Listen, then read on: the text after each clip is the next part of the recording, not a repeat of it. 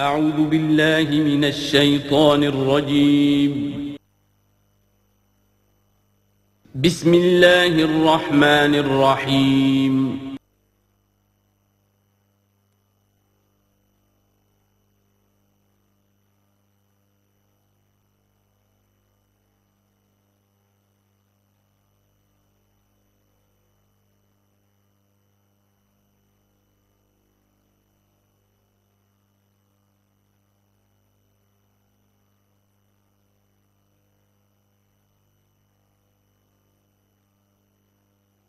اعوذ باللہ من الشیطان الرجیم بسم اللہ الرحمن الرحیم یا ایہا الذین آمنوا ان کثیرا من الاحبار والرہبان لیاکلون اموال الناس بالباطل ویصدون عن سبیل اللہ والذین یکنزون الذہب والفضة ولا ينفقونها فی سبیل اللہ فبشرہم بعذاب علیم۔ اس آیت مبارکہ کے بارے میں یہ نوٹ کر لیجئے کہ اس آیت کے حوالے سے حضرت ابوذر غفاری رضی اللہ تعالیٰ عنہ کی رائے قائم ہو گئی تھی کہ سونا اور چاندی اپنے پاس رکھنا مطلقاً حرام ہے۔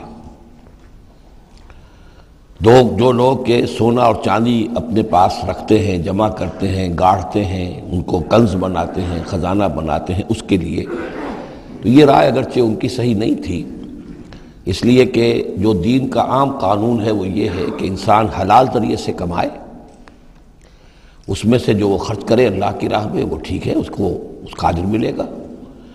اگر وہ کچھ رکھتا ہے اپنے پاس تو وہ حرام نہیں ہے، بلکہ پھر یہ کہ وہ اس کی اولاد کو منتقل ہو جائے گا، قانون وراثت ہوگا۔ اگر اپنے پاس کچھ رکھنا ہی نہ ہو تو پھر وراثت کس چیز میں ہوگی؟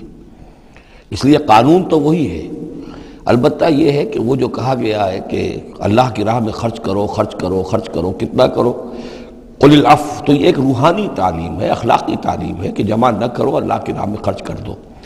البتہ جو مال بھی آپ نے جمع کیا ہے، آپ نے حلال ذریعے سے کمایا تھا اور اس کی زکوٰۃ بھی آپ نے ادا کر دی ہے، تو وہ مال آپ اپنے پاس رکھ سکتے ہیں، خواہ وہ سونے اور چاندی کی شکل میں ہو۔ چنانچہ اسی پر پھر فیصلہ ہوا حضرت عثمان کے زمانے میں، اور چونکہ حضرت ابوذر غفاری اس پر اڑے ہوئے تھے اور اس سے ایک فتنہ پیدا ہو رہا تھا مسلمانوں کے اندر، ایک اختلاف، تو پھر حضرت ابوذر غفاری کو حضرت عثمان نے حکم دے دیا تھا کہ وہ مدینے سے باہر چلے جائیں۔ وہ پھر ایک صحرا میں کسی جگہ پر کٹیا ڈال کر رہتے تھے۔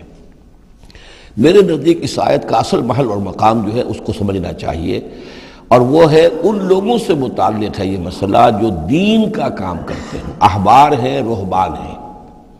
یہ لوگ اپنا وقت، اپنی صلاحیتیں، اپنی قوتیں لگاتے ہیں دین کے لیے۔ عام لوگوں کا معاملہ اور ہے، وہ کاروبار کر رہے ہیں، کوئی پروفیشن ہے، کوئی اپنا اور بزنس ہے، اس کے حوالے سے ان کے پاس آمدنی ہو رہی ہے۔ انہیں جو بھی آمدنی ہو رہی ہے وہ اللہ کے دین کی وجہ سے ہو رہی ہے۔ یہ اپنے پاس اگر رکھتے ہیں اور اپنا جائیدادیں بناتے ہیں اور دولت بناتے ہیں اور اپنے لیے پھر وہ اپنی نسلوں کے لیے اس کو وراثت میں منتقل کرتے ہیں، تو ان کے اوپر یہ آیت بعین ہی انہی الفاظ میں اس کا انطباق ہوگا، اس لیے کہ یہ سارا معاملہ احبار اور رہبان کے حوالے سے ہو رہا ہے۔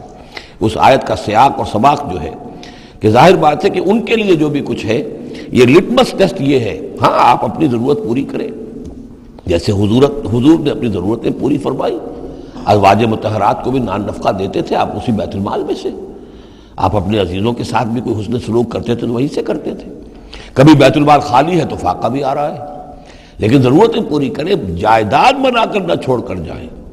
یہ جو معاملہ ہے کہ اس کو جمع کیا جائے اور پھر وہ جائیداد بنے، میرے نزدیک آج بھی اگر آپ جاننا چاہیں علماء حق کون ہیں اور علماء سو کون ہیں، تو لٹمس ٹیسٹ یہ ہے، جو شخص اپنے دینی کیریئر کے نتیجے میں پھر جائیداد بنا کر اور دولت چھوڑ کر بڑا ہو، وہ علماء سو میں سے لا محالہ، اس میں کسی شک و شبے کی گنجائش نہیں۔ میں اسے لٹمس ٹیسٹ کے طریقے سے بیان کر رہا ہوں۔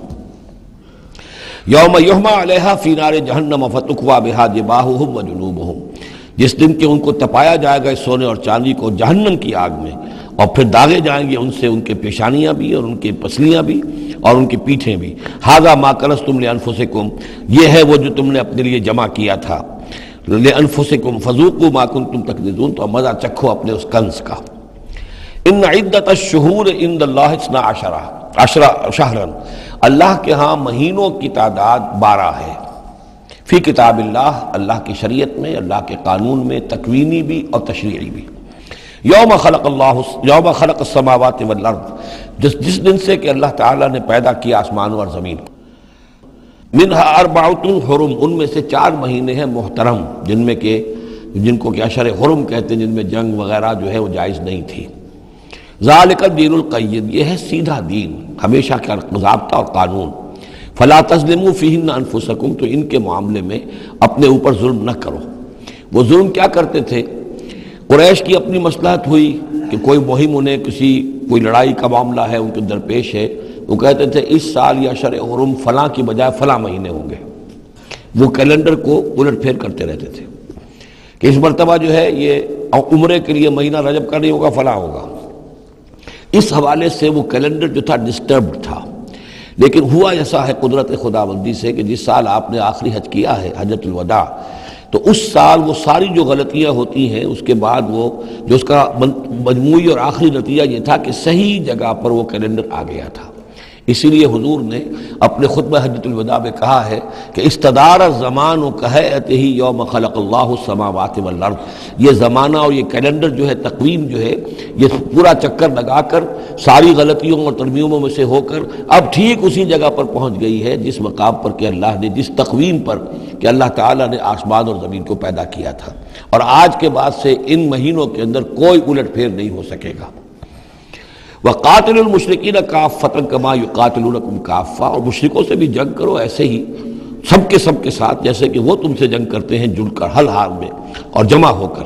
وَاعْلَمُوا أَنَّ اللَّهَ مَعَ الْمُتَّقِينَ، اور جان لو کہ اللہ تعالیٰ جو ہے متقین کے ساتھ ہے۔ إِنَّمَا النَّسِيءُ زِيَادَةٌ فِي الْكُفْرِ، یہ جو مہینوں کو ہٹا دینا تھا ادھر سے ادھر، یہ پھیر دینا جو ہے اشہر حرم کا، یہ بڑھائی ہوئی بات ہے کفر کی۔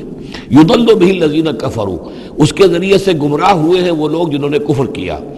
یحلونہ عاما، حلال کر لیتے ہیں اس مہینے کو 1 سال، ویحرمونہ عاما، اور 1 سال اسے حرام قرار دے دیتے ہیں۔ لیواطئوا عدۃ ما حرم اللہ، تاکہ تعداد پوری کر لیں اس کی جو اللہ نے حرام ٹھہرائے ہیں۔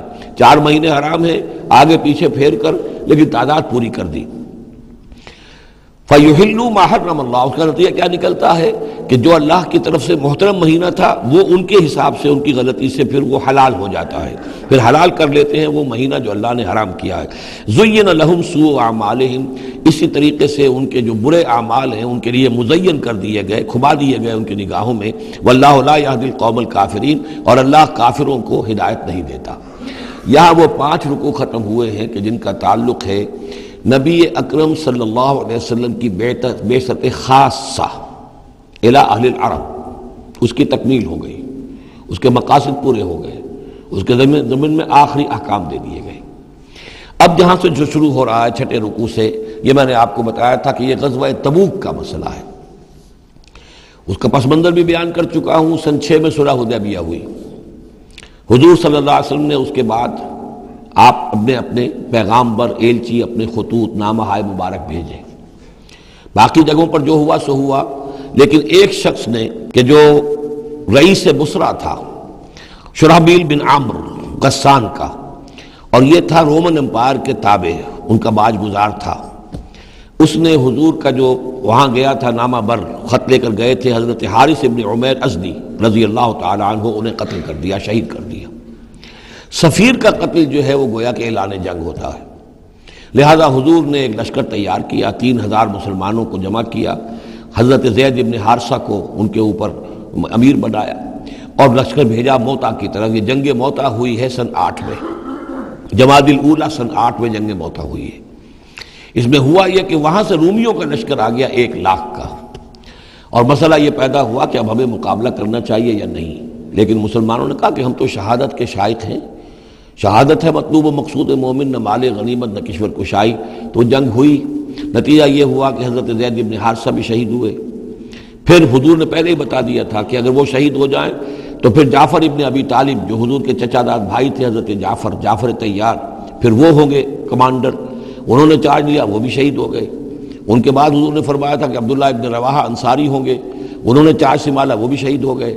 پھر آخر کار حضرت خالد ابن ولید نے خود اپنے ہاتھ میں کمان سنبھالی، اور کسی طریقے سے وہ اپنے اس لشکر کو بچا کر لے آئے۔ تو یہ صورتحال ہوئی جنگ موتا کی۔ اس کے بعد نبی اکرم صلی اللہ علیہ وسلم نے پھر اعلان عام کیا کہ اب میں خود جاؤں گا، اور اب وہ جنگ تبوک کا مسئلہ ہوا کہ اب تمام مسلمان، ہر صاحب ایمان کے لیے میرے ساتھ نکلنا ضروری ہے، ہم تبوک تک جائیں گے۔ تبوک آخری سرحد تھی کہ جو رومن امپائر جہاں سے شروع ہو جاتی تھی، یہ حجاز کا آخری شہر ہے، مدینے سے جہاں تک میرا اندازہ ہے کوئی 300 ساڑھے 300 میل شمال میں ہے، اور بڑا سخت جو ہے صحرا درمیان میں آتا ہے۔ شدید گرمی کا موسم تھا، شدید گرمی کا موسم، تب طویل سفر، ادھر فصل تیار تھی کہ کھجوریں پکی ہوئی تھی، اگر انہیں اتاریں گے نہیں وقت پر تو ضائع ہو جائے گی، اور اگر سب مرد چلے جاتے ہیں تو عورتیں تو کھجوریں نہیں اتار سکتی، یہ کھجور کا اتارنا جو ہے پھل کا وہ آسان کام نہیں ہوتا۔ یہ سارے ایسے امتحانات جمع ہو گئے کہ اس کے لیے اہل ایمان کا بھی آخری امتحان ہو گیا، جس کے نتیجے میں جو منافقین تھے ان کا گویا کہ تش تش بام ہو گیا، ان کا معاملہ، ان کی کمزوریاں، ان کی خباثتیں کھل کر سامنے آ گئیں۔ تو یہ یوں سمجھیے کہ یہ 11 رکوع منافقین کے موضوع پر قرآن مجید کا آخری مقام اور ذروۂ سنام ہے۔ جیسے کہ اس سے پہلے سورہ نساء کے اندر بہت بڑا حصہ جو ہے، تقریباً نصف سورت جو ہے وہ متعلق تھی منافقین سے ہی، یہاں پر بھی یوں سمجھیے کہ یہ 11 رکوع جو ہیں وہ بہت سے مضامین اس میں آئیں گے، لیکن یہ کہ ایک جو درمیان میں یوں سمجھیے کہ جو دھاگا ہوتا ہے جس میں موتی پروئے ہوئے ہیں، ان میں وہی منافقین کا مضمون ہے۔ تو اس میں یہ ہے کہ آپ کو معلوم ہے کہ حضور 30,000 کا لشکر لے کر گئے تھے، اور اس میں وہاں جا کر ہرقل اگرچہ موجود تھا، ہیرکلیس، لیکن اس نے مقابلے میں آنے کی جرت نہیں کی، وہ پہچان چکا تھا کہ یہ اللہ کے رسول ہیں، اور میں اگر براہ راست ان کے مقابلے میں آؤں گا تو مار کھا جاؤں گا۔ حضور وہاں مقیم رہے، وہاں کے آس پاس کے لوگ آئے، انہوں نے معاہدے کیے، اپنی سرحدوں کو آپ نے محفوظ کیا، اور پھر آپ واپس آ گئے۔ گویا کہ جنگ کی نوبت نہیں آئی، لیکن یہ کہ دھاک بیٹھ گئی حضور کی اور مسلمانوں کی کہ سلطنت روما نے پسپائی اختیار کی ہے، رومن امپائر مقابلے میں آنے کی ہمت نہیں کر سکی۔ تو وہ جو بھی جنگ موتا کی وجہ سے جو کچھ ہوا اکھڑی تھی، اللہ تعالیٰ نے اس ہوا کو دوبارہ جو ہے قائم کر دیا۔ بہرحال اس کے بعد یہ سلسلہ آگے بڑھا حضرت ابوبکر کے زمانے میں، کیونکہ حضور نے اپنے مرض وفات میں بھی ایک لشکر تیار کر دیا تھا، اور زید ابن حارثہ رضی اللہ تعالیٰ عنہ کے بیٹے حضرت اسامہ ابن زید کو اس کا سربراہ مقرر کیا تھا۔ جب آپ کا انتقال ہوا ہے تو وہ لشکر تیار تھا۔ اب اس موقع پر جو منافقین کی جان پر بن گئی تو خطاب تو شروع ہو رہا ہے یا ایھا الذین آمنوا سے، لیکن وہ بات ذہن میں رکھ لیجیے جو میں نے سورہ نساء میں آپ سے کہی تھی کہ منافقین سے بھی خطاب ہوتا ہے تو یا ایھا الذین آمنوا کے صیغے سے ہوتا ہے، اس لیے کہ وہ بھی مسلمان تھے، ایمان کا دعویٰ کرتے تھے۔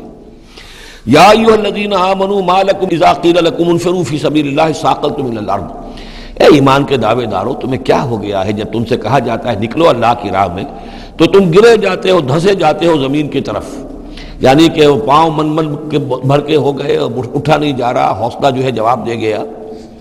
ارضیتم بالحیات الدنیا من الآخرہ، اب یہ وہی سرچنگ کویسچن، ذرا سوچو کیا تم نے آخرت کی بجائے دنیا کی زندگی کو قبول کر لیا ہے؟ دعوے دار تو ہو ایمان بالآخرت کے، لیکن اگر تم اللہ کی راہ میں جنگ کے لیے نکلنے کے لیے تیار نہیں ہو تو اس کا مطلب یہ کہ تم آخرت ہاتھ سے دے کر اور دنیا خرید رہے ہو۔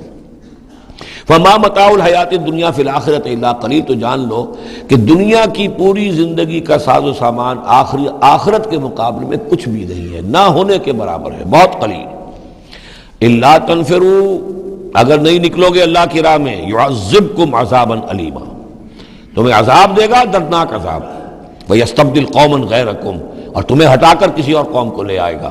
اس نے اپنے دین کا جھنڈا اٹھوانا ہے، تم نہیں اٹھاتے، تمہیں دفع کرے گا، ریجیکٹ کرے گا، مردود کر دے گا اور کسی اور قوم کو لے آئے گا۔ ولا تضروہ شیئا، اور تم اللہ کا کوئی نقصان نہیں کر سکو گے۔ واللہ علی کل شیء قدیر، اللہ ہر چیز پر قادر ہے۔ الا تنصروہ، اگر تم ان کی مدد نہیں کرو گے یعنی حضور کی، فقد نصرہ اللہ اذ اخرجہ الذین کفروا ثانی اثنین اذ ہما فی الغار، جبکہ کافروں نے انہیں اپنے گھر سے اور مکے سے نکلنے پر کر دیا تھا، جبکہ دو میں کے دوسرے تھے، دو ہی تھے، حضور تھے اور حضرت ابوبکر تھے رضی اللہ تعالی عنہ۔ اذ ہما فی الغار، جبکہ وہ دونوں غار میں تھے۔ اذ یقول، یہ غار ثور کا واقعہ ہے۔ اذ یقول لصاحبہ لا تحزن، جب حضرت ابوبکر نے رضی اللہ تعالی عنہ یہ کہا کہ حضور یہ تو پہنچ گئے ہیں غار کے دہانے تک، اگر کسی نے ذرا بھی نیچے جھانک لیا تو ہم نظر آ جائیں گے، تو حضور نے فرمایا لا تحزن، فکر نہ کرو، ان اللہ معنا، اللہ ہمارے ساتھ ہے۔ فانزل اللہ سکینتہ علیہ، تو اللہ تعالیٰ نے تسکین اور سکون نازل کر دیا ان پر، وایدہ بجنود لم تروہا، اور ان کی مدد فرمائی ان لشکروں سے جنہیں تم نہیں دیکھتے، وجعل کلمۃ الذین کفروا السفلی، اور جس کا نتیجہ یہ نکلا ہے کہ کافروں کا کلمہ جو ہے وہ نیچا پڑ چکا ہے، پورے جزیرہ نما عرب کے اندر اللہ کا دین جو ہے غالب آ چکا ہے۔ وَجَعَلَ كَلِمَةَ الَّذِينَ كَفَرُوا السُّفْلَىٰ، اللہ نے بنا دیا ہے کافروں کی بات کو سب سے نیچے، وَكَلِمَةُ اللَّهِ هِيَ الْعُلْيَا، اور اللہ کا کلمہ تو سب سے اونچا ہے ہی، وَاللَّهُ عَزِيزٌ حَكِيمٌ، اللہ تعالیٰ زبردست ہے، حکمت والا۔ انفروا خفافا وثقالا، نکلو خواہ ہلکے خواہ بوجھل۔ یہ ہلکے اور بوجھل کے دو پہلو ہو سکتے ہیں، یا تو داخلی طور پر بوجھل دل کے ساتھ نکلو یا آمادگی کے ساتھ نکلو، نکلنا پڑے گا۔ اب یہ نکلنا فرض عین ہے، یہ نفیر عام ہے۔ وہ بات گئی جب کہ صرف تحریض تھی، ترغیب تھی، وہ دور ختم ہوا۔ اب نکلنا پڑے گا، اس جنگ میں نفیر عام ہے، چاہے بوجھل دل کے ساتھ نکلو اور چاہے کھلے دل کے ساتھ اور آمادگی کے ساتھ نکلو۔ اور اس کے ایک معنی یہ بھی ہو سکتے ہیں، چاہے تمہارے پاس ساز و سامان کافی ہے تب بھی نکلو، کم ساز و سامان ہے تب بھی نکلو۔ تو خارجی طور پر بھی ہو سکتا ہے یہ بوجھل اور ہلکا، اور داخلی طور پر بھی۔ وَجَاهِدُوا بِأَمْوَالِكُمْ وَأَنفُسِكُمْ فِي سَبِيلِ اللَّهِ، اور جہاد کرو اللہ کی راہ میں اپنے اموال سے اور اپنی جانوں سے۔ ذَلِكُمْ خَيْرٌ لَكُمْ إِن كُنتُمْ تَعْلَمُونَ، یہی تمہارے لیے بہتر ہے اگر تم علم رکھتے ہو۔ لَوْ كَانَ عَرَضًا قَرِيبًا، اگر انہیں توقع ہوتی کہ مال قریب ہی ہے، قریب ہی ہمیں مال مل جائے گا، غنیمت مل جائے گی، وَسَفَرًا قَاصِدًا، اور اس کے لیے سفر بھی جو ہے وہ چھوٹا ہے، بڑا نہیں ہے، لَاتَّبَعُوكَ، تو یہ سب اے نبی آپ کی پیروی کرتے، آپ کے ساتھ چلتے۔ وَلَٰكِن بَعُدَتْ عَلَيْهِمُ الشُّقَّةُ، لیکن ان کو تو بڑی بھاری پڑ رہی ہے، بڑی دور کی مسافت نظر آ رہی ہے، اتنا دور۔ اور اس میں اعلان کر دیا تھا حضور نے، حالانکہ فتح مکہ کے موقع پر بھی حضور نے خفیہ رکھی تھی اپنی ساری سکیم، اور عام طور پر جنگوں میں یہ ہوتا ہے، اپنی پوری سکیم کا اعلان تو نہیں ہوتا، لیکن غزوہ تبوک میں آپ نے اعلان کیا تھا کہ ہم جا رہے ہیں، سلطنت روما سے ٹکراؤ ہے، تبوک تک ہمیں جانا ہے، کوئی چیز آپ نے راز نہیں رکھی، تاکہ جو شخص بھی ہے وہ سمجھ لے، اس کے لیے پوری تیاری کرے، داخلی بھی خارجی بھی، ساز و سامان کی بھی، اپنے حوصلے کو بھی دیکھ لے، لیکن یہ کہ بہرحال نکلنا فرض ہے۔ وَسَيَحْلِفُونَ بِاللَّهِ لَوِ اسْتَطَعْنَا لَخَرَجْنَا مَعَكُمْ، اور یہ عنقریب قسمیں کھائیں گے اللہ کی کہ اگر ہمارے اندر استطاعت ہوتی ہم ضرور نکلتے، اب مجبوری ہے، فلاں مجبوری ہے، فلاں مجبوری ہے۔ یہلکون انفسہم، یہ اپنے آپ کو ہلاک کر رہے ہیں، واللہ یعلم انہم لکاذبون، اور اللہ تعالیٰ کو معلوم ہے کہ یہ جھوٹ بول رہے ہیں۔ عفا اللہ عنک لما اذنت لہم، اے نبی آپ کو اللہ معاف فرمائے، یا اللہ نے آپ کو معاف کر دیا، آپ نے انہیں کیوں اجازت دے دی؟ یعنی کوئی منافق آیا، کوئی اور آیا، حضور یہ مجبوری ہے، بیوی بیمار ہے، کوئی دیکھ بھال کرنے والا نہیں ہے، تو مجھے اجازت دے دی، اچھا بھائی جاؤ۔ حضور کی طبیعت میں بھی نرمی تھی اور آپ نے اجازت دے دی۔ اب جب اجازت مل گئی، اس نے کہا میں نے تو اجازت لے لی ہے، وہ کور بن گیا، اس کے نفاق کا پردہ چاک نہیں ہوا، حالانکہ حضور اجازت نہ دیتے تب بھی اس نے نہیں جانا تھا، لیکن نہیں جانا تھا تو معلوم تو ہو جاتا کہ اس نے رسول کی بات کا جو ہے وہ معصیت کی ہے، نافرمانی کی ہے، اس کے نفاق کا پردہ جو ہے وہ پڑا رہ گیا، وہ پردہ اٹھ جاتا۔ عفا اللہ عنہ، اللہ کو معاف کرے، یا اللہ نے آپ کو معاف کر دیا، لما اذنت لہم، کیوں آپ نے ان کو اجازت دے دی، حتی یتبین لک الذین صدقوا وتعلم الکاذبین، یہاں تک کہ آپ کے لیے واضح ہو جاتا کون صادق الایمان ہیں، کون سچے مسلمان ہیں، اور آپ جان لیتے کون جھوٹے ہیں، اس لیے کہ انہوں نے پھر بھی نہیں جانا تھا، آپ اجازت نہ دیتے تب بھی رہ جانا تھا، اور اس سے یہ ہے کہ ان کے نفاق کا پردہ جو ہے وہ فاش ہو جاتا۔ لا یستأذنک الذین یؤمنون باللہ والیوم الآخر، وہ لوگ جو اللہ اور یوم آخر پر ایمان رکھتے وہ آپ سے اجازت کے طالب ہو ہی نہیں سکتے۔ ان یجاہدوا باموالہم وانفسہم، کیا وہ اس سے اجازت مانگیں گے کہ انہیں معاف کر دیا جائے اللہ کی راہ میں جہاد نہ کرنے سے جانوں اور مال کے ساتھ؟ ایمان کا تو لازمی تقاضا ہے، پھر وہی وہ جو ڈیفینیشن میں نے آپ کو بتائی سورہ حجرات میں، انما المؤمنون الذین آمنوا باللہ ورسولہ ثم لم یرتابوا وجاہدوا باموالہم وانفسہم فی سبیل اللہ، وہ تو اس کا جزو لازم ہے، شرط لا ینفک ہے۔ لہذا جو لوگ اللہ پر اور یوم آخر پر ایمان رکھتے ہیں وہ آپ سے ایگزمپشن نہیں مانگ سکتے جہاد فی سبیل اللہ سے۔ واللہ علیم بالمتقین، اور اللہ تعالیٰ جو ہے اپنے متقی بندوں سے خوب واقف ہے۔ انما یستأذنک الذین لا یؤمنون باللہ والیوم الآخر، اصل میں جو اجازت مانگ رہے ہیں آپ سے، ایگزمپشن مانگ رہے ہیں، رخصت مانگ رہے ہیں، یہ وہ لوگ ہیں جو حقیقتاً اللہ پر اور یوم آخر پر ایمان نہیں رکھتے۔ وارتابت قلوبہم، اور ان کے دل جو ہے شکوک میں پڑ گئے ہیں۔ سورہ حجرات کی اس آیت میں کیا ہے؟ انما المؤمنون الذین آمنوا باللہ ورسولہ ثم لم یرتابوا، پھر شک میں نہ پڑے۔ یہاں فرمایا وارتابت قلوبہم، ان کے دلوں کے اندر شکوک کے ڈیرے ہیں۔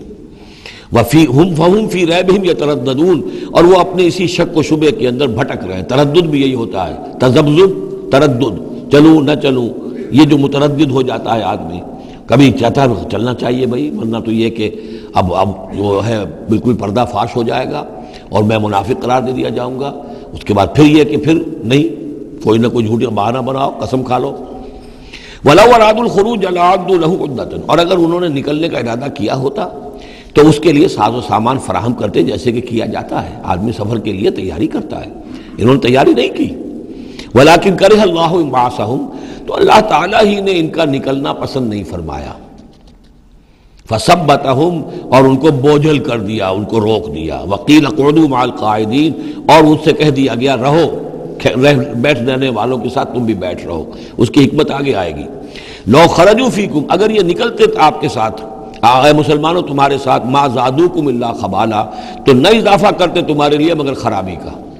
دلوں میں روگ تھا، وہاں جا کے فتنے اٹھاتے، آپس میں لڑاتے، کوئی اور کچھ کرتے، لہذا ان کا بیٹھ رہنا بھی حکمت پر مبنی ہے، اللہ تعالیٰ کی طرف سے، گویا کہ اس میں بھی ایک خیر ہے، گویا کہ بندہ مومن کے لیے تو خیر ہی خیر ہے، ادھر بھی خیر ادھر بھی خیر، لیکن منافق کے لیے شر ہی شر ہے، ادھر بھی شر ادھر بھی شر۔ لو خرجوا فیکم، اگر یہ نکلتے تمہارے ساتھ، ما زادوکم الا خبالا، تو یہ نہ اضافہ کرتے تمہارے لیے مگر برائی کا، خرابی کا، ولا اوضعوا خلالکم، اور یہ گھوڑے دوڑاتے تمہارے مابین، یبغونکم الفتنہ، تمہارے لیے فتنے پیدا کرنے کے لیے، وفیکم سماعون لہم، اور تمہارے اندر ان کے بعض جاسوس بھی ہیں، یا تمہارے اندر بعض لوگ ہیں جو ان کی باتیں بڑی توجہ سے سنتے ہیں۔ یہ دونوں ترجمے ہوں گے، واللہ علیم بالظالمین، اور اللہ تعالیٰ ظالموں سے خوب واقف ہے۔ یعنی تمہارے اندر ہے مسلمانوں بعض نیک دل، وہ منافق نہیں ہیں، نیک دل سادہ لو مسلمان ہیں جو ان سے حسن ظن رکھتے ہیں، ان سے کوئی تعلق رکھتے ہیں، دوستی رکھتے ہیں، ان کی بات توجہ سے سنتے ہیں۔ تو اگر یہ ہوتے تمہارے لشکر میں ساتھ اور یہ کوئی فتنہ اٹھاتے تو وہ جو صالح، جو سادہ لو مسلمان تھے، وہ ان کی بات سن کر کسی فتنے میں مبتلا ہو سکتے تھے۔ اور ایک ترجمہ وہ ہے کہ ان میں جاسوس موجود ہیں۔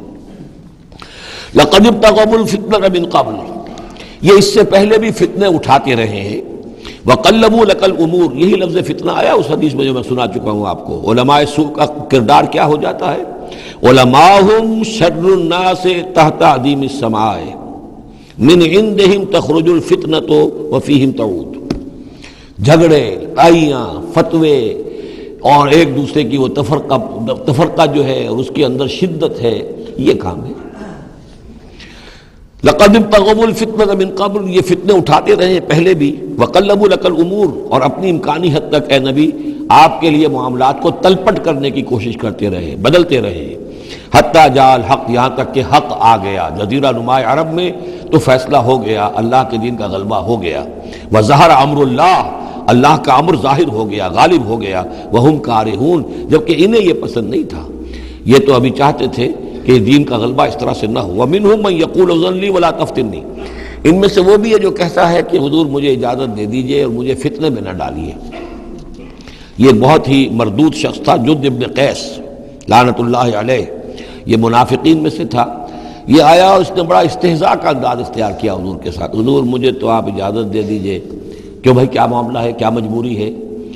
حضور میں ذرا حسن پرست قسم کا انسان ہوں، اور وہ شام کی طرف آپ جا رہے ہیں، شامی عورتیں بہت خوبصورت ہوتی ہیں، تو میں تو اپنے اوپر قابو نہیں رکھ سکوں گا، میں فتنے میں مبتلا ہو جاؤں گا، تو آپ مجھے فتنے سے بچا لیں۔ وَمِنْهُمْ مَنْ يَقُولُ اذن لِّي وَلَا تَفْتِنِّي، اور ان میں سے وہ بھی ہے جو کہتا ہے کہ مجھے تو اجازت دے دیجئے، ایکسیپٹ کر دیجئے اور مجھے فتنے میں نہ ڈالیے، میں آپ کے ساتھ جاؤں گا تو فتنے میں پڑ جاؤں گا۔ أَلَا فِي الْفِتْنَةِ سَقَطُوا، آگاہ ہو جاؤ، فتنے میں تو پڑ چکے، اور فتنہ کون سا ہوگا؟ جو بدبخت اس قسم کا معاملہ کر رہا ہے، بدترین فتنے کا شکار تو ہو چکا۔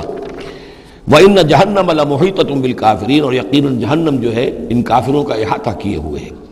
ان تصبک حسنۃ تسؤہم، اے نبی اگر آپ کو کوئی اچھی بات پہنچتی ہے، کوئی فتح ہوتی ہے، کوئی خیر آتا ہے، کوئی اچھی خبر آتی ہے، تسؤہم، انہیں بری لگتی ہے۔ وَإِن تُصِبْكَ مُصِیبَةٌ، اگر کوئی تکلیف آ جاتی ہے، ناگوار پوزیشن، صورتحال، یقولوا قد اخذنا امرنا من قبل، تو کہتے ہیں جی ہم نے تو اپنا معاملہ پہلے ہی درست کر لیا تھا، ہم کوئی بے وقوف تھوڑا ہی ہے، ان لوگوں کی طریقے سے جو ہے اتنے جو ہے ہم رسک نہیں لیتے، ہم نے پہلے اس سے اپنی حفاظت کا بندوبست کر لیا تھا۔ یقولوا قد اخذنا امرنا من قبل ویتولوا وهم فرحون، اور وہ پیٹھ پھیرتے ہیں اور بڑے شاداں فرحاں ہوتے ہیں کہ مسلمانوں پر مصیبت آ گئی اور ہم بچ گئے۔ قل لن یصیبنا الا ما كتب اللہ لنا، یہ آیتیں تو ہر شخص کو یاد کر لینی چاہیے۔ یہ دو آیتیں بندہ مومن کے لیے بہت بڑا ہتھیار ہیں، بہت بڑا اسلحہ ہے۔ کہو لن یصیبنا الا ما کتب اللہ لنا، اے بدبختو ہم پر کوئی مصیبت نہیں آ سکتی سوائے اس کے جو اللہ نے ہمارے لیے لکھ دی ہو۔ ہوا مولانا، وہ ہمارا مولا ہے۔ اگر اس کی طرف سے تکلیف آ جائے، دوست کی طرف سے تکلیف آ جائے کہ ہرچہ ساقی ما ریخت عین الطاف است، میرا ساقی میرے پیالے میں جو بھی ڈال دے اس کا لطف و کرم ہی ہے، تو اللہ کی طرف سے جو آئے سر تسلیم خم ہے جو مزاج یار میں آئے۔ نہ شود نصیب دشمن کے شود ہلاک تیغت، سر دوستاں سلامت کے تو خنجر آزمائی۔ اہل ایمان کا تو معاملہ یہ ہونا چاہیے، قل لن یصیبنا الا ما کتب اللہ لنا، ہوا مولانا، وہ ہمارا مولا ہے، اس کے اذن کے بغیر پتہ تک نہیں ہل سکتا، تو ہمیں ڈر کس کا ہو؟ وعلی اللہ فلیتوکل المؤمنون، اور اللہ ہی پر توکل کرنا چاہیے اہل ایمان کو۔ قل هل تربصون بنا الا احدى الحسنیین، ان سے کہو ہمارے بارے میں تم کن چیزوں کا انتظار کر سکتے ہو سوائے دو نہایت عمدہ چیزوں کے۔ یہ حسنیین کیا ہے؟ احسن، احسن افعل تفضیل ہوا، اس سے مؤنث بنا حسنا، حسنا کا تثنیہ بنا، تو حسنیین دو نہایت احسن صورتوں کے سوا ہمارے لیے تیسری ہے ہی نہیں۔ کیا مطلب؟ ہم سب اللہ کی راہ میں شہید ہو جائیں، احسن، ہم کامیاب ہو کر آ جائیں، احسن، تیسری کیا بات ہے؟ تو ہمارے لیے تو خیر ہی خیر ہے، ڈراتے ہمیں کس سے ہو؟ قل هل تربصون بنا، یہ تم ڈرا رہے ہو ہمیں اور جو کہہ رہے ہو ہمیں کس چیز کا خوف؟ ہمارے لیے دو انجام ہو سکتے ہیں ممکن، اور دونوں ہمارے نزدیک نہایت احسن ہیں۔ اللہ کی راہ میں شہادت مل جائے، شہادت ہے مطلوب و مقصود مومن، نہ مال غنیمت نہ کشور کشائی۔ جو حق کی خاطر جیتے ہیں مرنے سے کہیں ڈرتے ہیں جگر، جب وقت شہادت آتا ہے دل سینوں میں رقصاں ہوتے ہیں۔ اور اگر ہم کامیاب ہو کر آ گئے تو تم بھی کہو گے کہ بھائی یہ تو بڑی کامیابی، ہمارے لیے تو کامیابی کامیابی ہے۔ قل هل تربصون بنا الا احدى الحسنيين ونحن نتربص بكم، اور ہم منتظر ہیں تمہارے بارے میں ان يصيبكم الله بعذاب من عنده، کہ اے منافقو اللہ تم پر کوئی عذاب اپنے خاص اپنے پاس سے نازل کرے، اور بأيدينا، یا کوئی وقت آ جائے کہ ہمیں اجازت دے دی جائے کہ ہم تمہاری گردنیں اڑائیں، جیسے کہ اعلان عام کفار کے بارے میں ہوا، ہو سکتا ہے کہ ایسا ہو جائے۔ فتربصوا انا معكم متربصون، تو کرو انتظار، ہم بھی تمہارے ساتھ انتظار کر رہے ہیں۔ قل انفقوا طوعا کرہا، اب یہ ایک اور بات ہوتی ہے جی میں جا تو نہیں سکتا، یہ چندہ حاضر ہے، کچھ پیسے جو ہے میں لے آیا ہوں ساز و سامان، لیکن مجھے آپ ایگزمپٹ کر دیں، یہ چندہ قبول کر لیں۔ قل انفقوا طوعا کرہا، کہہ دیجئے ان سے کہ چاہے خرچ کرو خوشی سے اور چاہے مجبوری سے، لن یتقبل منکم، یہ تم سے قبول نہیں کیا جائے گا، انکم کنتم قوما فاسقین، اس لیے کہ تم نافرمان لوگ ہو۔ اس وقت جو ہے پیسہ بدل نہیں ہوگا، اس وقت تو جانا ہے، فرض عین ہے، نفیر عام ہے، اس وقت جو ہے یہ پیسہ اس کی جگہ پر کام نہیں کر سکتا۔ وما منعهم ان تقبل منهم نفقاتهم، اور نہیں محروم کیا انہیں اس بات سے کہ ان کے نفقات، ان کے خرچہ جو اللہ کی راہ میں چندہ دے رہے تھے ان کو قبول کیا جاتا، الا انهم كفروا بالله وبرسوله، اس لیے مگر اس بات میں کہ انہوں نے کفر کیا ہے اللہ کے ساتھ اور اس کے رسول کے ساتھ۔ ولا یاتون الصلاۃ الا وهم کسالى، اور وہ نماز کے لیے نہیں آتے مگر بہت ہی کسل مند۔ ولا ينفقون الا وهم كارهون، اور جو یہ خرچ بھی کرتے ہیں تو کراہت کے ساتھ کرتے ہیں، مجبوراً کرتے ہیں، وہ تو جان بچانے کے لیے خرچ کرنے کے لیے آمادہ ہو گئے ہیں، ورنہ انہیں مال جو ہے بڑا پیارا ہے۔ فلا تعجبك اموالهم ولا اولادهم، تو اے نبی اور اے مسلمانوں تمہیں ان کے مال اور ان کی اولاد ان سے دھوکہ نہ کھاؤ، اچھے نہ لگے تمہیں، تم سمجھتے ہو کہ اللہ کی بڑی نعمتیں ہیں ان پر، یہ دولت والے منافق تھے، بچا بچا کر رکھتے تھے، دولت والے تھے، ان کی اولاد بھی اللہ نے دی ہے، اللہ تعالیٰ تو دنیا میں پھر اور دے دیتا ہے ان کو جن کا آخرت میں کوئی حصہ نہیں ہے، کہ جو بھی کچھ ہے یہیں پر اپنا حساب کتاب کر لیں۔ فلا تعجب کا، تو تعجب نہ کرو اس کے مال اور اولاد کے بارے میں، بہت سخت الفاظ آ رہے، انما یرید اللہ لیعذبہم بہا فی الحیات الدنیا، اللہ تعالیٰ چاہتا یہ ہے کہ انہی چیزوں کے ذریعے سے انہیں دنیا کی زندگی میں عذاب دے۔ یہی اولاد سوہان روح بھی بن جاتی ہے، یہی بڑا چہیتا لاڈلا بیٹا جس کے لیے کیا کچھ کیا ہے، اور ہو سکتا ہے کہ وہی جو ہے باپ کے لیے سوہان روح بن جائے۔ یہی مال و دولت جو ہے وَتَزْهَقَ أَنفُسُهُمْ وَهُمْ كَافِرُونَ، اور اللہ چاہتا ہے کہ ان کی جانیں نکلیں اسی کفر کی حالت میں، وہ لپٹے رہے اسی مال سے اور اپنی اولاد سے اور اپنی دولت سے اور جائیداد سے، اور ان کو آنکھ ان کی کھلنی نصیب نہ ہو، تاکہ اللہ تعالیٰ چاہتا ہے کہ آخری عذاب کے مستحق بن جائے۔ فلا تعجبك اموالهم ولا اولادهم انما يريد الله ليعذبهم بها في الحياة الدنيا وتزهق انفسهم وهم كافرون ويحلفون بالله انهم لمنكم، اور وہ قسمیں کھا کر کہتے ہیں ہم بھی آپ کے ساتھ ہیں، مسلمانوں میں سے ہی ہیں، ہماری بات کا اعتبار کیجئے۔ وما هم منكم، لیکن مسلمانوں یہ حقیقت میں تم میں سے نہیں ہے، ولکنهم قوم يفرقون، بلکہ اصل میں یہ ڈرے ہوئے خائف ہیں، خوف کی وجہ سے جب اسلام کا غلبہ ہو گیا ہے یہ اپنے آپ کو مسلمان ظاہر کر رہے ہیں۔ لو یجدون ملجا و مغارات و مدخلا، اگر یہ پالیں کہیں کوئی پناہ کی جگہ یا کوئی غار مغارات اور مدخلا جہاں سر گھسانے کی جگہ ہو، لولوا الیہ وہم یجمعون، تو یہ اسی کی طرف لوٹ جائیں گے اور اپنی رسیاں توڑا لیں گے، جیسے کوئی جانور رسی توڑا کے بھاگتا ہے۔ یہ تو خوف ہے ان کا کہ اب دین غالب آ گیا جزیرہ نما عرب میں، اب جائیں کہاں ہم؟ اگر کوئی جائے پناہ ہوتی ان منافقین کے لیے، کہیں سر گھسانے کی جگہ ہوتی، چھپانے کی جگہ ہوتی، تو یہ بھاگ گئے ہوتے۔ وَمِنْهُمْ مَنْ يَلْمِزُكَ فِي الصَّدَقَاتِ، اور اے نبی ان میں سے وہ بھی ہیں جو آپ پر الزام لگاتے ہیں، ملامت کرتے ہیں آپ کو صدقات کے بارے میں۔ حضور جب زکوٰۃ کا مال آتا تھا تو آپ تقسیم کرتے تھے، اب ظاہر بات ہے کہ لوگ ہیں کھڑے ہیں، کسی کو کچھ زیادہ ہو گیا کسی وقت، کسی کو آپ نے سمجھا کہ زیادہ مستحق زیادہ دے دیا، تو ایک منافق تھا اس نے حضور کو ٹوک دیا، اعدل یا محمد، اے محمد عدل کرو، یہ کیا کر رہے ہو، ناانصافی کر رہے ہو۔ تو حضور کو غصہ آیا اس پر صلی اللہ علیہ وسلم، ان لم عادل فمن یعدل، اگر میں عدل نہیں کروں گا تو کون کرے گا؟ لیکن یہ کہ بہرحال اس کا بھی ذکر ہو رہا ہے، وَمِنْهُمْ مَنْ يَلْمِزُكَ فِي الصَّدَقَاتِ، ان میں سے وہ لوگ بھی ہیں جو آپ پر طعن کرتے ہیں خیرات کے بانٹنے میں، صدقات اور زکوٰۃ کی تقسیم میں۔ فَإِنْ أُوتُوا مِنْهَا رَضُوا، اگر ان کے کھتے بھر دیے جائیں، انہیں دیا جائے تو راضی ہیں۔ وَإِنْ لَمْ يُعْطَوْا مِنْهَا إِذَا هُمْ يَسْخَطُونَ، اور اگر انہیں نہ دیا جائے تو پھر وہ ناراض ہو جاتے ہیں، غصے ہوتے ہیں، لال پیلے ہوتے ہیں۔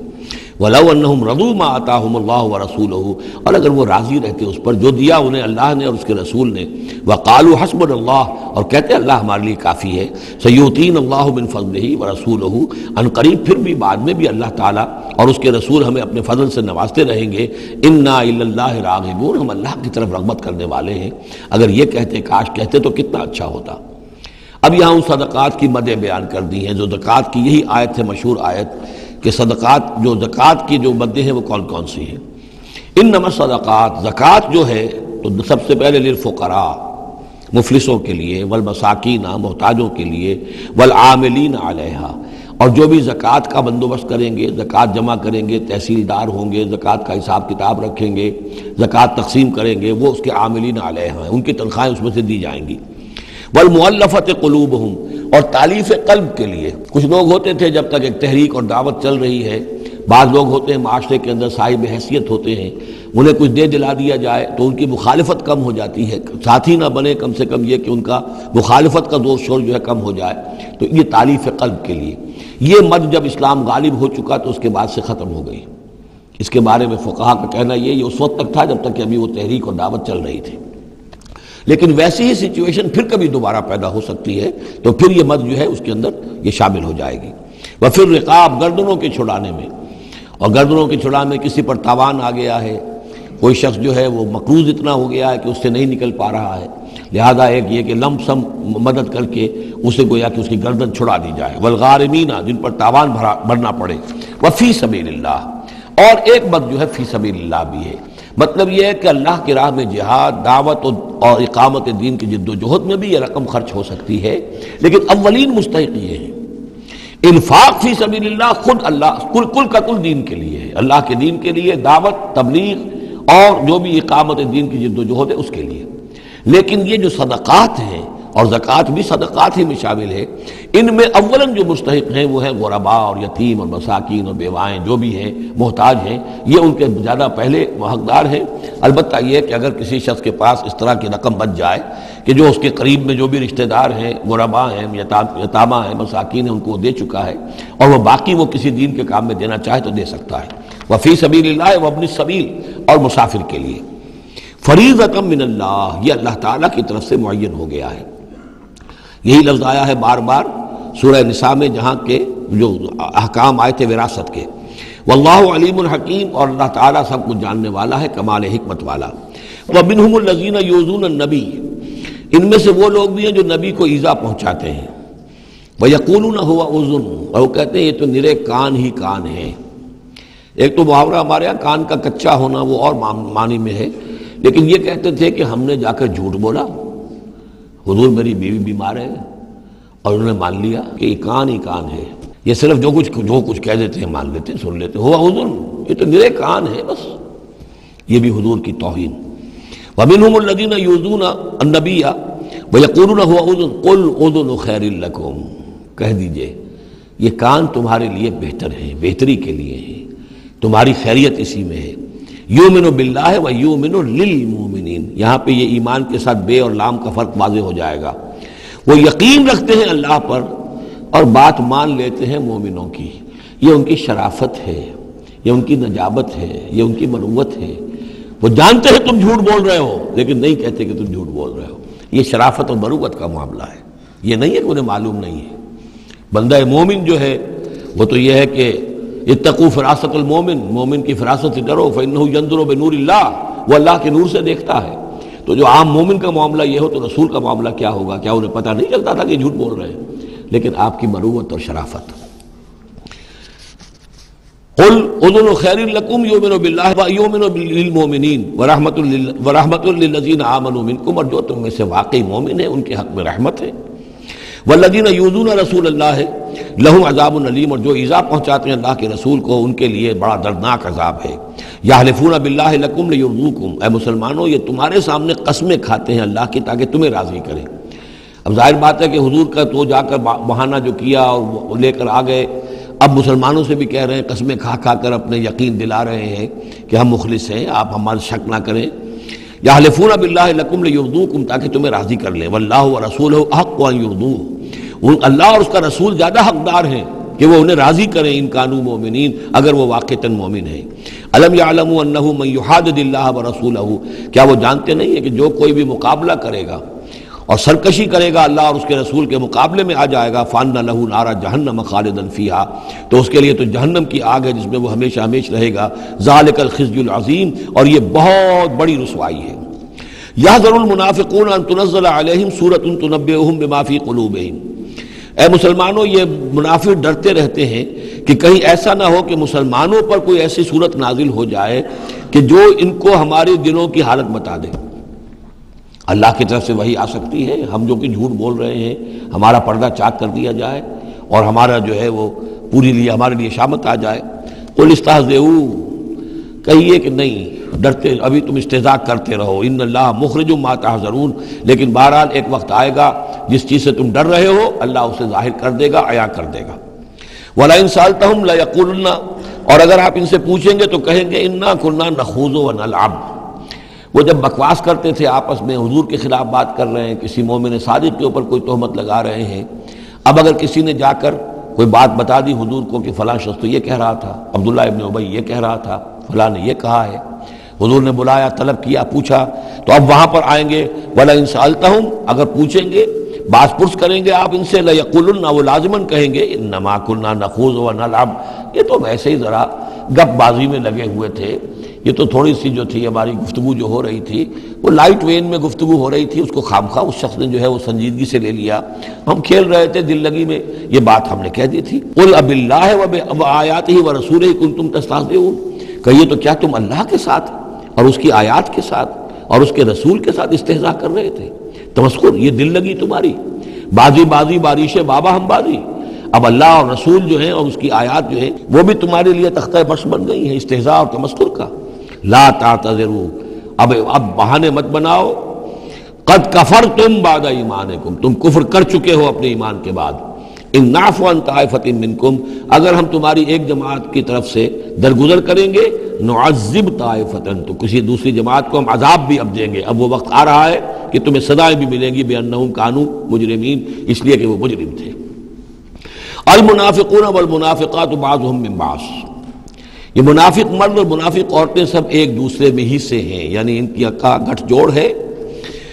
یامرون بالمنکر، یہ بدی کا حکم دیتے ہیں، بجائے اس کے کہ امر بالمعروف کرتے یہ برائی کا حکم دیتے ہیں، وَيَنْهَوْنَ عَنِ الْمَعْرُوفِ، اور نیکی سے روکتے ہیں، مت خرچ کرو، سنبھال کے رکھو، پاگل ہو گئے ہو، آخر مستقبل کی فکر کرنی چاہیے، لہذا وہ نہیں عن المعروف اور امر بالمنکر، یامرون بالمنکر وینہون عن المعروف ویقبضون ایدیہم، اپنے ہاتھوں کو مٹھیوں کو بند رکھتے ہیں، خرچ نہیں کرتے، نسوا اللہ فنسیہم، انہوں نے اللہ کو بھلا دیا تو اللہ نے انہیں بھلا دیا، نظر انداز کر دیا، ان المنافقین هم الفاسقون، یقیناً یہی منافق ہے کہ جو سرکش ہیں، نافرمان ہیں، وعد اللہ المنافقین والمنافقات والکفار نار جہنم خالدین فیہا، اللہ نے وعدہ کیا ہے ان منافق مردوں اور منافق عورتوں سے اور تمام کفار سے آگ کا، جہنم کے آگ کا، خالدین فیہا، جس میں وہ ہمیشہ ہمیشہ رہیں گے، ہی حسبہم، بس وہی ان کے لیے کفایت کرے گی، ولعنہم اللہ، اور اللہ تعالیٰ نے ان پر لعنت فرما دی ہے، ولہم عذاب مقیم،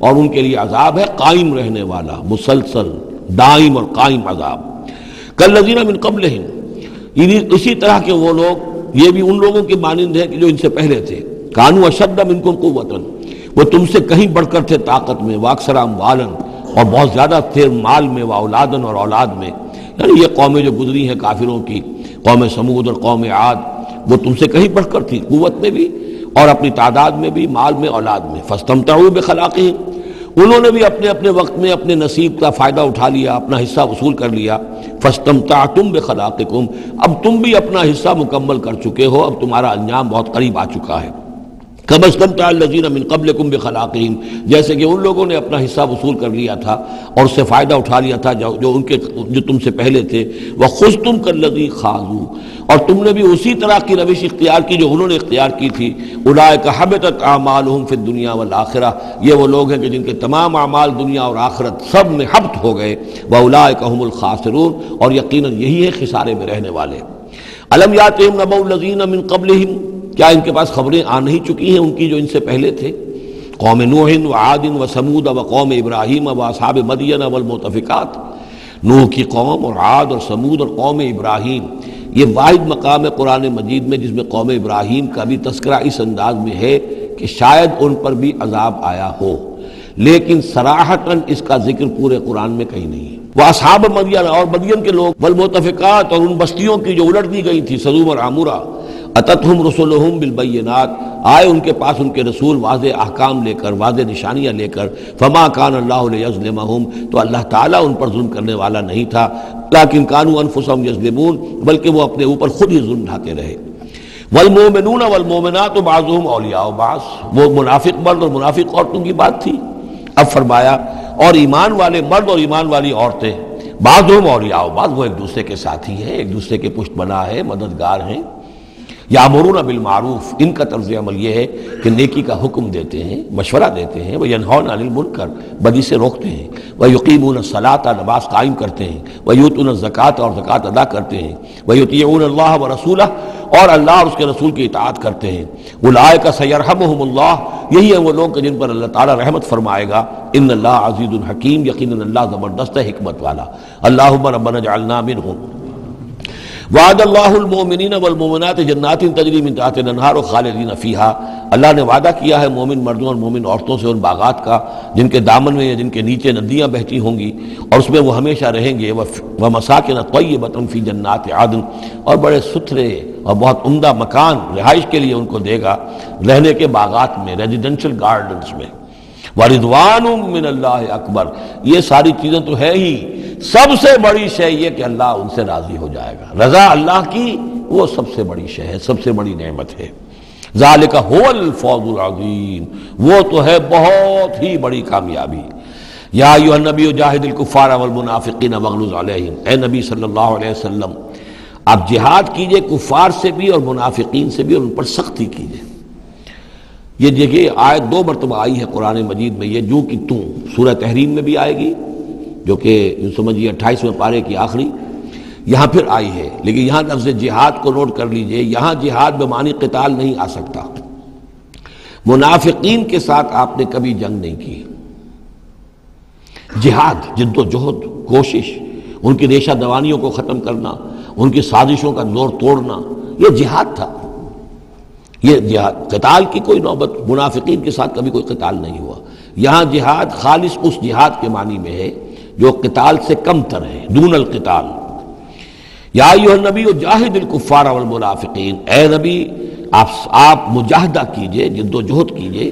اسی لیے جب غزوہ تبوک سے آپ واپس آ رہے تھے تو ایک حدیث ہے کہ آپ نے فرمایا رجعنا من الجہاد الاصغر الى الجہاد الاکبر، ہم چھوٹے جہاد سے بڑے جہاد کی طرف لوٹ آئے ہیں۔ اب اس کی تعبیریں مختلف کی گئی ہیں کہ اتنا بڑا جہاد سلطنت روما کے خلاف گئے تھے، اسے آپ جہاد اصغر کہہ رہے ہیں، وہاں سے لوٹ کر ہم آ گئے، اب جہاد اکبر سامنے ہے۔ تو اس کی عام طور پر جو توجیہ لوگوں نے کی ہے وہ تو یہ ہے کہ یہ جہاد جو نفس کے خلاف ہے وہ سب سے اکبر ہے، سب سے بڑا ہے، اور یہ بات صحیح ہے۔ آپ سے پوچھا گیا ای الجہاد افضل یا رسول اللہ، آپ نے فرمایا ان تجاہد نفسک فی طاعت اللہ، کہ اللہ کے رسول یہ بتائیے کہ سب سے افضل جہاد کس کا ہے؟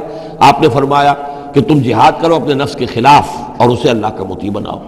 تو اسی پر گویا کہ اس کو محمول کیا ہے، لیکن میرے نزدیک حقیقت یہ ہے کہ اب یہ جو مارے آستین تھے، کہ جو مدینے کے اندر منافقین تھے، اب ان کے خلاف جہاد کرنا تھا، اور اس میں چونکہ اندیشے تھے کہ ان کے تعلقات تھے اوس اور خزرج کے لوگوں کے ساتھ، عام لوگوں کے ساتھ دوستیاں تھیں، تو اس میں فتنے اٹھ جاتے۔ واپس آ کر آپ نے مسجد زرار کو پھر جلایا ہے، گرایا ہے، یہ بہت بڑا قدم تھا۔ عام مسلمان جو اس میں مشتعل بھی ہو سکتے تھے کہ مسجد کو گرا رہے، لیکن یہ کہ یہ اقدامات آپ نے کیے ہیں صلی اللہ علیہ وسلم اس آیت کے اترنے کے بعد اور تبوک سے واپسی کے بعد۔ یا ایھا النبی جاہد الکفار والمنافقین واغلظ علیہم، اے نبی جہاد کیجئے کافروں سے بھی اور منافقین سے بھی، اور ان پر سختی کیجئے۔ ومأواہم جہنم، ان کا ٹھکانہ جہنم ہے، وبئس المصیر، اور وہ بہت برا ٹھکانہ ہے۔ یحلفون باللہ ما قالوا، وہ اللہ کی قسم کھا کر کہتے ہیں کہ ہم نے یہ بات نہیں کہی، کوئی بات جو بھی آئی، کوئی غلط بات کہی، کوئی استہزاء کیا، کوئی تمسخر اڑایا۔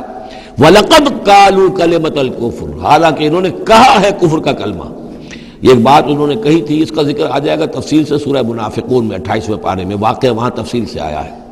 تو لیکن یہ کہ کسی نوجوان نے آ کر حضور کو بتا دیا کہ اس نے یہ کہا ہے، اب حضور نے طلب فرمایا، انہوں نے کہا نہیں یہ بالکل جھوٹ بولتا ہے اس نے، یہ اور اس نے خامخواہ جو ہے فتنہ اٹھانے کی کوشش کی ہے۔ تب یہ آیت نازل ہوئی، اللہ نے اس نوجوان کو سچا کیا اس آیت کے ذریعے سے کہ جھوٹ وہ عبداللہ ابن ابی بول رہا ہے، یہ نوجوان نہیں بول رہا۔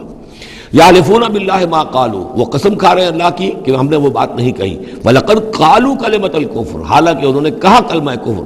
وَكَفَرُوا بَعْدَ إِسْلَامِهِمْ، اور وہ اپنے اسلام کے بعد کفر منکر ہو چکے، کفر کر چکے۔ وَهَمُّوا بِمَا لَمْ يَنَالُوا، اور انہوں نے ارادہ کیا تھا اس شے کا کہ جس کو وہ حاصل نہ کر سکے۔ یہ ایک خاص واقعہ ہوا تھا کہ جب تبوک سے واپس آپ آ رہے تھے تو ایک موقع پر آپ عام راستے سے، قافلے سے ذرا ہٹ کر ایک پہاڑی راستے کی طرف سے آپ کا گزر ہوا، اور وہ تنگ راستہ تھا، وہاں سے بس ایک ہی اونٹ ایک وقت میں گزر سکتا تھا۔ حضور کے ساتھ 2 آپ کے صحابہ تھے۔ وہاں ان لوگوں نے کوشش کی، منافقین نے، کچھ لوگ تھے کہ جنہوں نے اپنے ڈھاٹے باندھ لیے کہ پہچان میں نہ آئے، اور رات کی تاریکی میں انہوں نے ہاتھ چلایا، چاہتے تھے کہ حضور کو شہید کر دیں۔ بہرحال وہاں پر جو ہے کسی طریقے سے جو 2 آپ کے جانثار ساتھی تھے انہوں نے انہیں کھدیڑا، مار کر بھگایا۔ پھر حضور نے ان کو بتا بھی دیا تھا، جن میں حضرت حذیفہ ابن یمان بھی تھے رضی اللہ تعالی عنہ، اور حضرت عمار تھے، عمار ابن یاسر، ان دونوں کو بتا دیا تھا کہ فلاں فلاں نام ہے، یہ فلاں فلاں منافق ہے، لیکن یہ میرا راز رہے گا تمہارے پاس، تم نے یہ نام کسی کو بتانے نہیں ہے۔ یہ اسی لیے حضرت حذیفہ کا نام پڑ گیا تھا صاحب سر النبی، نبی کا ایک راز ہے ان کے پاس، نبی کے ایک رازدان، وہ حضرت حذیفہ ابن یمان۔ وَهَمُّوا بِمَا لَمْ يَنَالُوا، انہوں نے تو ارادہ کیا تھا وہ چیز جو وہ حاصل نہ کر سکے۔ وَمَا نَقَمُوا إِلَّا أَنْ أَغْنَاهُمُ اللَّهُ وَرَسُولُهُ، اور یہ نہیں انتقام لے رہے مگر اس شے کا کہ اللہ نے اور اس کے رسول نے انہیں غنی کر دیا ہے۔ اللہ اور ان کا رسول ان کی طلب مال کو دیکھ کر انہیں صدقات میں سے، مال غنیمت میں سے بفراغت دیتا رہا، من فضلہ ہی، اپنے فضل سے۔ وَإِن يَتُوبُوا يَكُ خَيْرًا لَّهُمْ، اب بھی اگر توبہ کر لیں تو یہ ان کے لیے بہتر ہوگا۔ وَإِن يَتَوَلَّوْا، اور اگر وہ پیٹ موڑیں گے، يُعَذِّبُهُمُ اللَّهُ عَذَابًا أَلِيمًا، اللہ انہیں عذاب دے گا، بہت دردناک عذاب، فی الدنیا والآخرہ، دنیا میں بھی اور آخرت میں بھی۔ وَمَا لَهُمْ فِي الْأَرْضِ مِن وَلِيٍّ وَلَا نَصِيرٍ، اور پوری زمین میں ان کے لیے نہ کوئی ولی ہوگا، پشت بنا ہوگا، مددگار ہوگا، اور نہ ہی کوئی حامی ہوگا۔ وَمِنْهُمْ مَنْ عَاهَدَ اللَّهُ، اب یہ وہ 3 آیتیں آ گئی ہیں جو میری تقریروں میں بہت مرتبہ آئی ہیں، ہم مسلمانان پاکستان کے لیے خاص لمحہ فکریہ ہیں۔ مدینہ کے منافقین کی ایک خاص قسم کا تذکرہ ہو رہا ہے۔ وَمِنْهُمْ مَنْ عَاهَدَ اللَّهُ، ان میں سے وہ لوگ بھی ہیں جنہوں نے اللہ سے عہد کیا تھا، لَئِنْ آتَانَا مِنْ فَضْلِهِ، اگر اللہ ہمیں اپنے فضل سے نواز دے گا، غنی کر دے گا، دولت دے دے گا، دولت مند کر دے گا، لَنَصَّدَّقَنَّ وَلَنَكُونَنَّ مِنَ الصَّالِحِينَ، ہم خوب صدقہ خیرات کریں گے اور نیک بن جائیں گے۔ فلما آتاہم من فضلہ، جب اللہ نے انہیں نواز دیا اپنے فضل سے، غنی کر دیا، بخلوا بہ، اب اس دولت کے ساتھ بخل کیا، وتولوا وہم موردون، اور پیٹھ موڑ لی اور اعراض کیا، فعاقبہم نفاقا فی قلوبہم، تو اللہ نے سزا کے طور پر ڈال دیا ان کے دلوں میں نفاق۔ عاقبہم، عقوبت، سزا۔ دنیا میں نقد سزا یہ ملتی ہے اللہ سے کوئی وعدہ کر کے پھر جانے کی کہ نفاق جو ہے وہ دل میں پیدا ہو جاتا۔ یہ نفاق ہے پاکستان کے مسلمانوں کا روگ۔ پاکستان بنایا تھا، پاکستان کا مطلب کیا؟ لا الہ الا اللہ۔ ہندوستان کے مسلمان نے ووٹ دے کر اپنا فرض کفایہ ادا کر دیا کہ جاؤ بھائی، تم جو ہم پہ گزرے گی سو گزرے گی، تم جاؤ اور اسلام قائم کرو۔ ہم نے کیا کیا ہے؟ 50 برس سے زائد ہو گئے، کیا کیا ہے؟ اسلام کہاں ہے؟ یہ بے وفائی، یہ بد عہدی، اس کا نتیجہ کیا ہے؟ 3 نفاق ہیں جو اس قوم کے اوپر مسلط ہو گئے۔ نفاق باہمی، اب وہ قوم نہیں رہی، قومیتوں میں تحلیل ہو چکی ہے، اب عصبیتیں ہیں، صوبائیت ہے، لسانیت ہے، اور نہ معلوم کیا کچھ ہے، فرقہ واریت ہے۔ دوسرے، کردار کا بیڑا غرق ہو گیا۔ آیت المنافق ثلاث، حضور نے فرمایا منافق کی 3 نشانیاں ہیں، جس میں یہ تینوں چیزیں ہیں، خواہ وہ انسامہ وصلہ، چاہے روزہ رکھتا ہو، نماز پڑھتا ہو، اپنے آپ کو مسلمان سمجھتا ہو، وہ منافق ہے۔ جب بولے جھوٹ بولے، جب وعدہ کرے خلاف ورزی کرے، اور جب کہیں امین بنا دیا جائے خیانت کرے۔ وہ دیکھ لیجئے اپنی قوم کو، جو جتنا بڑا ہے الا ماشاء اللہ، ایکسیپشنز پروو دی رول، قانون یہی ہے، جو جتنا بڑا اتنا ہی جھوٹا، اتنا ہی خائن، اور اتنا ہی وعدہ خلاف۔ اور تیسرا اور میرے نزدیک سب سے بڑا نفاق جو ہے وہ ہمارے دستور میں ہے۔ The most sacred document of a state is the constitution۔ اور منافقت کا پلندہ ہے کہ ایک ہاتھ سے اسلام داخل کرتے ہیں، دوسرے سے نکال دیتے ہیں۔ ایک دفعہ دیکھیں تو اسلام ہی اسلام، کیا اللہ اتنی بڑی بات، no legislation can be done repugnant to the Quran and the Sunnah، اتنی بڑی بات۔ یہ تو معلوم ہوتا ہے کہ سورہ الحجرات کی پہلی آیت کا ترجمہ کر کے دستور میں لکھ دیا، لیکن اس کے ساتھ ہی اس کے اوپر کوئی اس پہ عمل کرنا ضروری نہیں ہے، وہ لکھی رہے گی بس۔ اور ہم نے ایک آئیڈیالوجی کونسل بنا دی ہے، وہ اس کے مطابق سفارشات پیش کرتی رہے گی، اور ہر سال اس کی رپورٹ پیش ہو جایا کرے گی، خلاص۔ کوئی اس میں سینکشن نہیں، کوئی اس کے نافذ کرنے کی کوئی ذمہ داری نہیں، کوئی پابندی نہیں۔ فیڈرل شریعت کورٹ، کیا کہنے ہیں فیڈرل شریعت کو، بڑے بڑے چوٹی کے علماء، اور کیا کیا تنخواہیں ان کو ملی ہیں، اور کیا کیا مراعات ملی ہیں، وہ سب کچھ ہے، لیکن صورت کیا ہے؟ دستور پاکستان بھی تمہارے دائرے سے خارج، عدالتی قوانین بھی تمہارے دائرے سے خارج، یہاں تک کہ آئلی قوانین بھی تمہارے دائرے سے خارج، مالی قوانین بھی 10 سال کے لیے خارج۔ تو کیا کرو گے بیٹھ کے؟ تنخواہیں لو اور ایکسرسائز ان فیوٹیلیٹی، وقت گزارو، اللہ اللہ خیر صلی اللہ۔ منافقت میرے نزدیک اس پوری دنیا کے اندر شاید دستور کی سطح پر ایسی منافقت کہیں اور موجود نہ ہو۔ یہ ہے ہمارا روگ اصل۔ فَعَاقَبَهُمْ نِفَاقًا فِي قُلُوبِهِمْ، تو اللہ نے عقوبت کے طور پر، سزا کے طور پر ان کے دلوں میں نفاق پیدا کر دیا، إِلَىٰ يَوْمِ يَلْقَوْنَهُ، اور یہ نفاق اب رہے گا اس دن تک جس دن کے یہ ملاقات کریں گے اللہ سے۔ یہ کانٹا ان کے دلوں سے نکلے گا نہیں۔ بما اخلف اللہ ما وعدوہ، بسبب اس وعدہ خلافی کے جو انہوں نے اللہ سے کیا، وبما كانوا يكذبون، اور بسبب اس جھوٹ کے جو انہوں نے بولا۔ الم یعلموا ان اللہ یعلم سرهم ونجواهم، کیا انہیں یہ معلوم نہیں ہے کہ اللہ تعالیٰ ان کی چھپی اور کھلی چیزوں کو، چھپی چیزیں اور جو نجوا کرتے ہیں، یہ لوگ بیٹھ کر آپس میں سازشیں کرتے ہیں، اللہ ان سے واقف ہے۔ وان اللہ علام الغیوب، اللہ تعالیٰ تو تمام غیب کا جاننے والا ہے۔ الذین یلمزون المتطوعین من المؤمنین، یہ لوگ کہ جو اہل ایمان میں سے جو بھی نیکی کی کوشش کرتے ہیں اپنی طرح دل سے، اپنی امکانی حد تک ان کے اوپر تان کرتے ہیں، استہزاء کرتے ہیں۔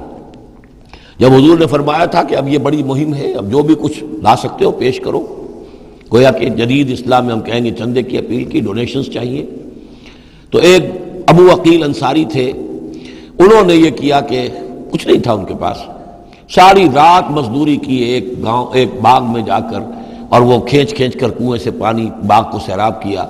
صبح کو انہیں کچھ کھجوریں ملی، رات بھر کی مزدوری، آدھی لے جا کر اپنے گھر میں دے دی اپنے بیوی بچوں کو، اور آدھی لا کر حضور کی خدمت میں پیش کر دی۔ حضور نے فرمایا کہ یہ جو کھجوریں ہیں یہ پورے ڈھیر کے اوپر پھیلا دو، یہ سب پر بھاری ہیں۔ لیکن وہاں جو منافق تھے انہوں نے اب فقرے چست کرنے شروع، جی ہاں ان کھجوروں کے بغیر تو یہ مہم چل ہی نہیں سکتی تھی، کیا کہنے صاحب، یہ تو بہت بڑا صدقہ انہوں نے کیا ہے، بہت بڑا معاملہ ہے۔ تو یہ اب تانے دے رہے ہیں، ان کا دل دکھا رہے ہیں۔ الذين يلمزون المتطوعين من المؤمنين في الصدقات والذين لا يجدون الا جهدهم، وہ بیچارے کہ جن کے پاس اپنی محنت مشقت کے سوا کچھ ہے ہی نہیں، فَيَسْخَرُونَ مِنْهُمْ، ان سے مذاق کرتے ہیں، ٹھٹے کرتے ہیں، سخر اللہ منہم، اللہ تعالیٰ ان کا مذاق اڑائے، وَلَهُمْ عَذَابٌ أَلِيمٌ، اور ان کے لیے دردناک عذاب ہے۔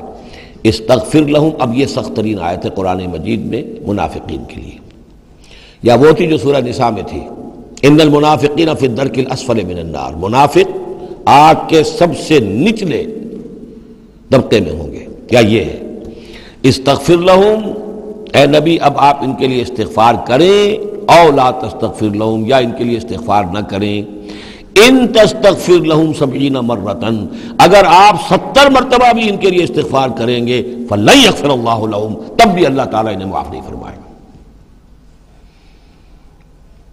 ذالک بانہم کفروا باللہ ورسولہ، یہ اس لیے کہ یہ اللہ اور اس کے رسول کے ساتھ کفر کر چکے، واللہ لا یہدی القوم الفاسقین، اور اللہ ایسے فاسقوں کو ہدایت نہیں دیتا۔ فرح المخلفون بمقعدہم خلاف رسول اللہ وکرہوا ان یجاہدوا باموالہم وانفسہم فی سبیل اللہ، بہت خوش ہو گئے پیچھے رہ جانے والے جنہوں نے اجازتیں لے لی تھی حضور سے، ایگزمپشن لے لی تھی اپنے بیٹھ رہنے پر اللہ کے رسول کے پیچھے، اور انہوں نے برا سمجھا، ناپسند کیا کہ وہ جہاد کرتے اپنی جانوں اور مال کے ساتھ اللہ کی راہ میں۔ وقالوا لا تنفروا فی الحر، اور وہ دوسروں سے بھی کہہ رہے تھے ہم تو لے آئے چھٹی رخصت لے آئے ہیں، تم بھی ذرا عقل کے ناخن لو، کہاں جا رہے ہو اس گرمی میں، اس شدید موسم کے اندر جا رہے ہو، پاگل ہو گئے، لا تنفروا فی الحر، اس گرمی میں مت نکلو، قل نار جہنم اشد حرا، اے نبی ان سے کہہ دیجئے جہنم کی آگ اس سے کہیں زیادہ گرم ہے، لو کانوا یفقہون، کاش کہ ان کو تفقہ حاصل ہوتا، فہم حاصل ہوتا، فلیضحکوا قلیلا ولیبکوا کثیرا، تو انہیں چاہیے کہ ہنسیں کم روئیں زیادہ، جزاء بما کانوا یکسبون، بدلہ اس کا کہ جو کمائی انہوں نے کی ہے۔ فإن رجعك الله إلى طائفة منهم، تو اے نبی اگر اللہ تعالیٰ آپ کو لوٹا کر لے جائے، یہ 4 رکوع ختم ہو چکے تھے، 9ویں رکوع پر ان کے بارے میں تو تیقن کے ساتھ معلوم تھا کہ وہ غزوہ تبوک پر روانگی سے قبل آئے ہیں، یہ درمیان کا ہے کہ کچھ جاتے کچھ آتے، کچھ غزوہ تبوک کے وقت عین تبوک میں بھی وہی نازل ہوئی ہے، تو یہ وہ آیات ہیں۔ فَإِن رَجَعَكَ اللَّهُ، ظاہر بات ہے یہاں معلوم ہو رہا ہے کہ یہ کہیں تبوک میں یہ آیت نازل ہوئی ہے۔ اگر اللہ آپ کو لوٹا کر لے جائے ان کے کسی گروہ کے پاس، فَاسْتَأْذَنُوكَ لِلْخُرُوجِ، اور پھر وہ آپ کے ساتھ نکلنے کی اجازت مانگے کسی اور دشمن کے خلاف، فَقُلْ لَن تَخْرُجُوا مَعِيَ أَبَدًا، کہہ دیجیے گا اب تم میرے ساتھ کبھی نہیں نکلو گے، وہ آخری امتحان تمہارا ہو چکا، تم ناکام ہو چکے، وَلَن تُقَاتِلُوا مَعِيَ عَدُوًّا، اور اب میرے ساتھ کسی دشمن کے ساتھ، میرے ساتھ ہو کر کسی دشمن کے ساتھ جنگ کرنے کا تمہیں موقع نہیں ملے گا۔ اِنَّكُمْ رَضِيتُمْ بِالْقُعُودِ أَوَّلَ مَرَّةٍ، تم پہلی مرتبہ راضی ہو گئے تھے بیٹھے رہنے پر، نفیر عام ایک ہی مرتبہ ہم نے کی اور تم پیچھے رہنے پر، بیٹھ رہنے پر راضی ہو گئے، فَقْعُدُوا مَعَ الْخَالِفِينَ، اب ہمیشہ کے لیے پیچھے رہنے والوں کے ساتھ بیٹھ رہو، وَلَا تُصَلِّ عَلَىٰ أَحَدٍ مِّنْهُمْ مَاتَ، اور اے نبی ان میں سے کوئی مر جائے تو اس کی نماز جنازہ ادا نہ کیجیے، ابداً، کبھی بھی، وَلَا تَقُمْ عَلَىٰ قَبْرِهِ، اور اس کی قبر پر آپ کھڑے نہ ہوں۔ یہ دیکھیے یہ اب ان کی رسوائی کا سامان ہو رہا ہے، ابھی تک تو پردے پڑے ہوئے تھے، لیکن اب یہ ہے کہ حضور جو ہے جب انکار کرتے تھے کسی کی نماز جنازہ پر جانے سے معلوم ہو جاتا تھا کہ یہ منافق ہے، حضور نے اس کی نماز جنازہ میں شرکت سے انکار کیا۔ وَلَا تُصَلِّ عَلَىٰ أَحَدٍ مِّنْهُمْ مَاتَ أَبَدًا وَلَا تَقُمْ عَلَىٰ قَبْرِهِ، اور مت کھڑے ہوئیے اس کی قبر پر، إِنَّهُمْ كَفَرُوا بِاللَّهِ وَرَسُولِهِ، یقیناً انہوں نے کفر کیا ہے اللہ اس کے رسول کے ساتھ، وَمَاتُوا وَهُمْ فَاسِقُونَ، اور وہ مرے ہیں اسی حال میں کہ وہ نافرمان تھے۔ وَلَا تُعْجِبْكَ أَمْوَالُهُمْ وَأَوْلَادُهُم، یہ آیت پہلے بھی آ چکی ہے، آیت نمبر 55، صرف وہی ایک فرق ہے اس میں، وہاں فلا تعجب کا ہے، یہاں ولا تعجب کا، آپ کو زیادہ پسند نہ آئیں، اچھی نہ لگیں، نہ ان کے اموال نہ ان کی اولاد، انما یرید اللہ ان یعذبہم، یہاں لام کی بجائے ان آ گیا ہے، اللہ چاہتا یہ ہے کہ انہیں عذاب دے انہی چیزوں کے ذریعے سے دنیا میں، وتزہق انفسہم وہم کافرون، اور ان کی جانیں نکلیں اسی حالت کفر میں۔ بارک اللہ لی ولکم فی القرآن العظیم ونفعنی وإیاکم بالآیات والذکر الحکیم۔